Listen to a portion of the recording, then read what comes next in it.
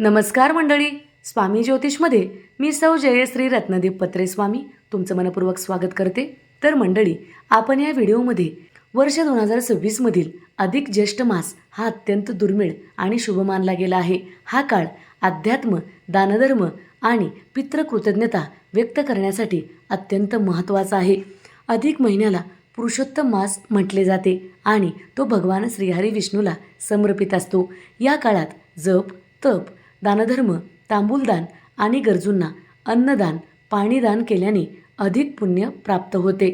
विवाहित महिलांसाठी हा काळ माहेरच्या ऋणाची जाणीव ठेवण्याचा आणि आईवडिलांप्रती कृतज्ञता व्यक्त करण्याचा मानला जातो.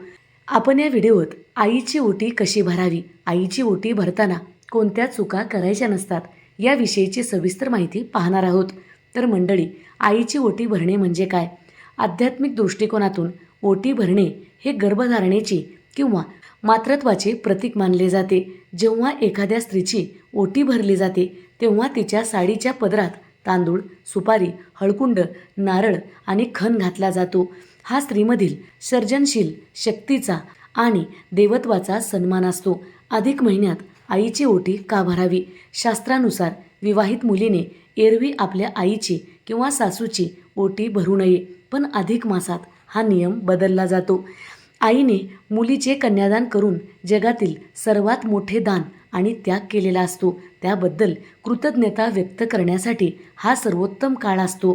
ज्या उदरातून म्हणजे ओटीतून स्वतःचा जन्म झाला आणि आपण 9 महिने पोटात राहिलो, त्या उदराची पूजा करणे हे भाग्याचे लक्षण मानले जाते. या विधी दरम्यान पुढच्या जन्मीही मला याच आईच्या पोटी जन्म मिळू दे असा भाव मानला जातो. सासूची ओटी का भरू नये? लग्नानंतर जेव्हा सून पहिल्यांदा सासरी येते तेव्हा सासू तिची ओटी भरून घर आणि मुलाची संपूर्ण जबाबदारी सुनेकडे सोपवत असते. सासूकडून मिळालेला हा आशीर्वाद किंवा जबाबदारी ओटी भरून परत करायची नसते, ती आयुष्यभर जपायची असते. म्हणूनच अधिक महिन्यात सासूची ओटी भरायची नसते. आई हयात नसेल तर काय करावे?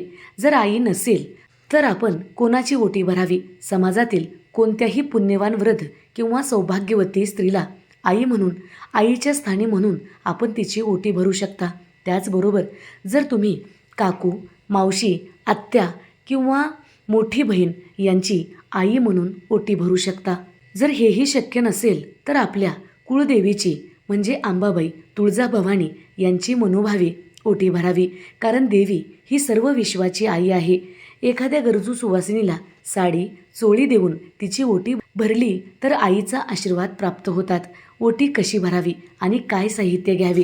विधी करताना सर्वप्रथम आईचे पाय धुवावे आणि तिला हळदी कुंकू लावावे. ओटीच्या साहित्यामध्ये प्रामुख्याने तांदूळ, सुपारी, हळकुंड, नारळ आणि खण आणि साडी घेतली जाते. या दिवशी आईला वस्त्रदान करणे खूप शुभ मानले जाते. साडी देणे शक्य नसेल तर आपण ब्लाऊज पीस किंवा खण देऊ शकता. हेही शक्य नसेल तर आपण आईची खणा नारळाने ओटी भरू शकता, कारण यात वस्तूच्या किमतीपेक्षा तुमची भावना महत्त्वाची आहे. शेवटी आईला सन्मानाने नमस्कार करून तिचा आशीर्वाद घ्यावा. आईची आरती करावी. अधिक मासात या पवित्र काळात आई वडिलांचा सन्मान केल्याने घरात सुखशांती आणि सकारात्मक ऊर्जा टिकून राहते. जर तुमच्या मनामध्ये काही प्रश्न उत्पन्न झालेले असतील तर तुम्ही कमेंट करू शकता आणि तुमचा प्रश्न विचारू शकता. जर व्हिडिओ आवडलेला असेल तर नक्की लाईक करा, शेअर करा, सबस्क्राईब करा.